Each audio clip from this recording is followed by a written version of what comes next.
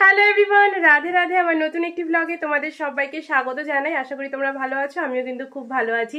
তো এখন বাজে হচ্ছে বেলা 1:45। তো এখন থেকে আজকের ব্লগটা স্টার্ট করছি। মানে আজকে এখন রয়েছে একটা নেমন্তন্ন খেতে যাব। ওইদিকে দেখো মিঠি কি চিৎকার করছে। তো দেখো একদম হালকা করে সেজে নিয়েছি, স্নান টান করে এসে এখনো চুলটাও শুকায়নি। চুলটা শুকিয়ে চট করে রেডি হয়ে যাব, ড্রেসটা পরে নেব। তো বলে দিই কার নেমন্তন্ন রয়েছে, মানে কিসের নেমন্তন্ন রয়েছে। দেখো মিঠির অবস্থা দেখো, এদিকে মিঠির পাপা রেডি করছে, আর দেখো চিৎকার দেখো মিঠির। তো বলে দিই হচ্ছে কিসের নেমন্তন্ন রয়েছে। আমার এক ননাসের ছেলের বার্থডে ছিল গতকাল। তো গতকাল যেহেতু শনিবার ছিল, অনেকেই শনিবার করে নিরামিষ খায় জানোই, তো সেই জন্য গতকাল আর মানে পার্টিটা দেওয়া হয়নি। তো আজকে আর কি একদম ঘরোয়া একটা অনুষ্ঠান, নিজেদের সমস্ত আত্মীয় স্বজনরা ইনভাইটেড। তো দুপুরবেলা ওখানটাতে খাওয়া দাওয়া, তো ওখানটাতেই যাচ্ছি। মিঠিকে ভাত খাইয়েই দিয়েছি, ভাত খাইয়ে তারপরে মিঠিকে নিয়ে যাব। আমার স্নান হয়ে গেছে, সেজে নিয়েছি, এখন ড্রেসটা পরবো, ড্রেসটা পরে বের হয়ে যাব।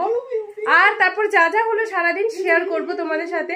তোমরা কিন্তু পুরো ব্লগটা অবশ্যই। তো দেখো আমি ড্রেস চেঞ্জ করে নিয়েছি, আর একেবারেই সাধারণ একটা কুর্তি পরেছি। তো ভেবেছিলাম যে একটু ভালো করে সাজবো, যেহেতু আফটার অল এটা একটা বার্থডে পার্টি, তো অনেকেই আসবে, তো ভালো করে সেজে গুজে যাবো। অন্তত একটু হেয়ারস্টাইল করবো সুন্দর করে। কিন্তু মানে চুলটাও ভালো মতন শোকাতে পারলাম না, মানে মিঠি এত উৎপাত করছিল ওদিকটাতে। আসলে মিঠির খাওয়া দাওয়া হয়ে গেছে, তো মিঠির এখন ঘুমের সময়, তো সেই ঘুমের সময় মিঠিকে ঘুরতে নিয়ে যাচ্ছে, সেই জন্য মিঠি কিন্তু বেশ বিরক্ত। তো রেডি হয়ে গেছি, দেখো ওড়নাটা নিয়ে দাঁড়ো।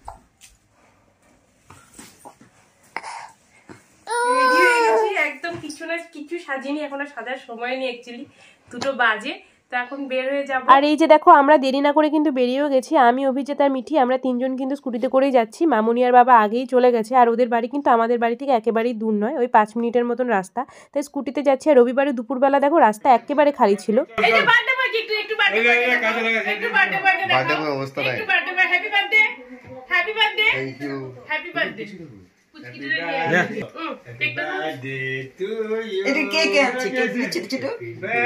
আর দেখো এখানে এসে দেখি সমস্ত পরিবারের ক্লোজ লোকজন একদম যারা, তারাই ইনভাইটেড, বাইরের লোকজন কেউই নেই। আমি এক্সপেক্ট করেছিলাম হয়তো পাড়া প্রতিবেশী কেউ থাকতে পারে, তো এখন দেখছি সব নিজেদের ঘরের লোকজনই। তো ভালোই করেছি সেজেগুজে আসিনি।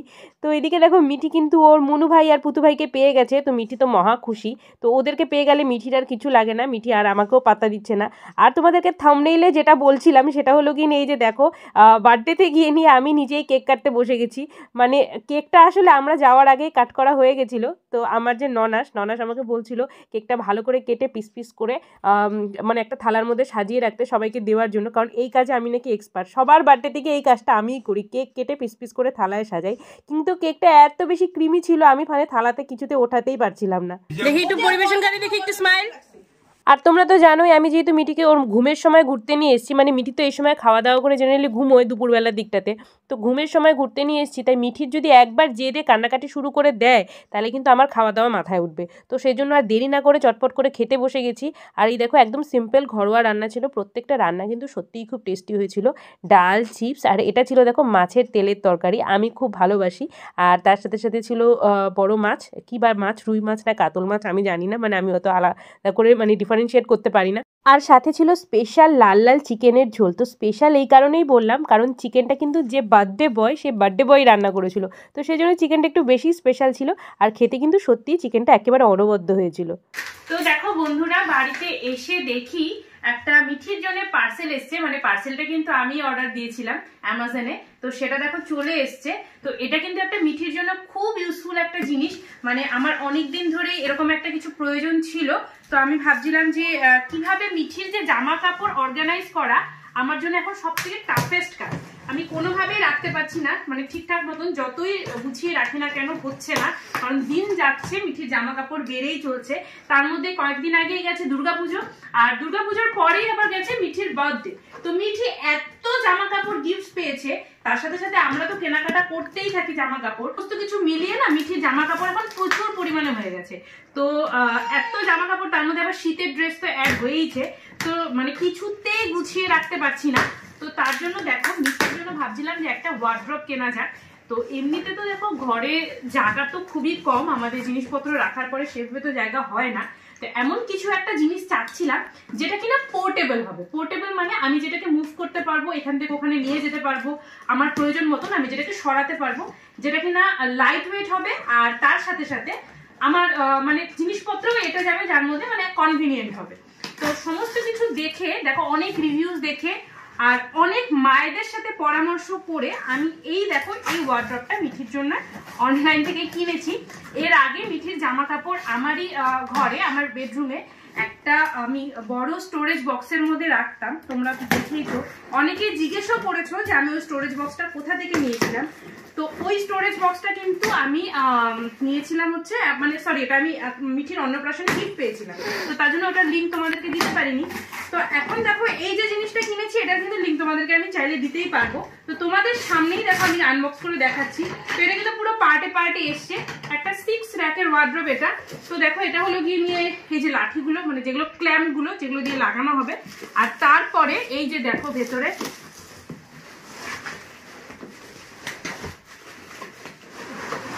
এই যে দেখো পুরো ওয়ার্ড্রোবটা দেখো। আর এটার উপরে দেখো একটা কভারও দেওয়া আছে, মানে আমি যাতে এটাকে কভার করে রাখতে পারি, বাইরে থেকে দেখে যেন মানে এলোমেলো থাকলেও ভেতরে বাইরে থেকে দেখা যাবে না, মানে পুরো ঢেকে রাখা যাবে আর ধুলোবালিও পড়বে না। তার জন্য মানে এত ভালো লেগেছিল আমার জিনিসটা, তার জন্য। আর দেখো এখানে এসছে সব র‍্যাকগুলো। তো আমি এখন এটাকে চটপট করে অ্যাসেম্বল করে ফেলবো, একটার পর একটা লাগিয়ে ফেলবো, আর তারপর তোমাদেরকে দেখাবো যে ফাইনাল লুকটা কিরকম হলো। আর তারপর যখন মিঠির জামা কাপড় রাখবো তখন তো দেখাবোই যে কিভাবে কি আমি গুছিয়ে রাখলাম এটার মধ্যে, সমস্তটাই দেখাবো। তো এই দেখো এখানে একটা এরকম দেওয়াও রয়েছে ইউজার গাইড টাইপের, মানে এখানটাতে তোমরা দেখতেই পাচ্ছ ঠিক জাস্ট এরকম আসবে লুকটা, পুরো ওয়ার্ড্রোবের লুকটা কিন্তু এরকম আসবে, দেখে দেখে বানাতে হবে। আর পেছন দিকে দেখো দেওয়া রয়েছে স্টেপ বাই স্টেপ কিভাবে আমি অ্যাড করব একটার পর একটা, মানে কিভাবে একটার সঙ্গে একটা জুড়তে হবে, সমস্ত কিছু ভেতরে কিন্তু দেওয়া রয়েছে। তো আমি এখন চটপট করে এটাকে অ্যাসেম্বল করে ফেলবো। তো দেখো বন্ধুরা, ওয়ার্ড্রপটা কিন্তু অভিজিৎই সেট করতে বসেছে, আমাকে বললো ভিডিও করতে, ওই সেট করে দেবে। আর ওয়ার্ড্রপটা সেট করা কিন্তু একেবারেই সহজ, এখানে একটা ইউজার ম্যানুয়াল দেওয়াই রয়েছিল এই পার্সেলটার মধ্যে। তো সেটা দেখে দেখে জাস্ট এই যে দেখো ক্ল্যাম্পগুলো লাগিয়ে একটার পর একটা ট্রে বসিয়ে দিলেই কিন্তু সেট করা হয়ে যাবে, একেবারেই সোজা। কিন্তু এটার যে ওপরের পার্টটা সেট করাটা একটু কঠিন ছিল, তো সেটা দেখে বললাম হয়তো আমি পারবো না, সেজন্য অভিজিৎ বললো ঠিক আছে তুমি ভিডিও করো, আমি সেট করে দিচ্ছি। আর এদিকে দেখো বাড়িতে এসেই আমি যেহেতু দেখেছি পার্সেলটা এসছে, তো ওটা ওপেন না করা অবধি আমারও একটা কিউরিসিটি কাজ করছিল। তো আমি ওই জন্য মিঠিকে ঘুমটুম না পারি আগে পার্সেলটা ওপেন করতে বসেছি। আর এই ফাঁকে মিঠিরও চোখের ঘুম উড়ে গেছে, মিঠি ভাবছে যে না জানি কি একটা এসছে বাড়িতে, ও কিন্তু একেবারে সমানতালে দুষ্টুমি করা শুরু করে দিয়েছে। আর এই যে দেখো যেটা বলছিলাম ওই যে ওপরের পার্টটা, এটা একটু টাফ ছিল মানে লাগানোটা, সেজন্য এটা ভালো করে অভিজিৎ দেখে দেখে লাগিয়ে দিয়েছে। আর এটা সব থেকে বেস্ট পার্ট হলো এটার এই চাকাগুলোর জন্য এটাকে একদিক থেকে আরেকদিকে ইজিলি মুভ করা যাবে। আর তার উপরে দেখো এই যে কভারটা সেটাও কিন্তু এখন লাগানো হয়ে গেছে। এটা হলো গিয়ে নিয়ে মিঠির ওয়ার্ড্রবের ফাইনাল লুক। চলো তোমাদেরকে একবার ভালো করে দেখিয়ে দিই। দেখো দেখো দেখো উপরে দেখো, দেখো এই জায়গাটার মধ্যেও প্রচুর জিনিস রাখতে পারবো। আর এখানে তো রয়েছে দেখো, এখানে এই যে চেন সিস্টেম আছে, চেনটা ঠিক করো তো, দেখো পুরো চেন সিস্টেম, এগুলো কিন্তু চাইলে চেনগুলো বন্ধও করে রাখা যাবে।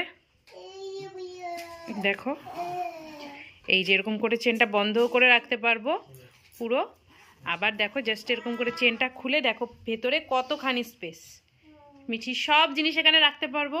আবার সাইডেও দেখো এখানে পকেট রয়েছে, এখানেও যেগুলো টুকিটাকি সবসময় এসেনশিয়াল জিনিস সেই জিনিসগুলোও কিন্তু এখানে রাখতে পারবো।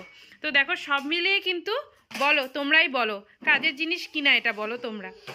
যদি ভালো লাগে জিনিসটা অবশ্যই কমেন্ট করো, আমি তোমাদের সবাইকে লিংক দিয়ে দেবো, যেটা আমি কোথা থেকে কিনলাম সবকিছু তোমাদেরকে লিংক দিয়ে দেবো। আরও যারা চিন্তিত যে কিভাবে জামা কাপড় অর্গানাইজ করবে, জিনিসপত্র রাখার জায়গা পাচ্ছ না, তারা কিন্তু একেবারে কম দামের মধ্যে এই জিনিসটা নিয়ে নিতে পারো। দারুণ দারুণ দারুণ একটা ইউজফুল জিনিস। তো আমি তাদেরকে খুব তাড়াতাড়ি গোছাবো মিঠির সব জামা কাপড় দিয়ে, তারপর তোমাদেরকে অবশ্যই দেখাবো।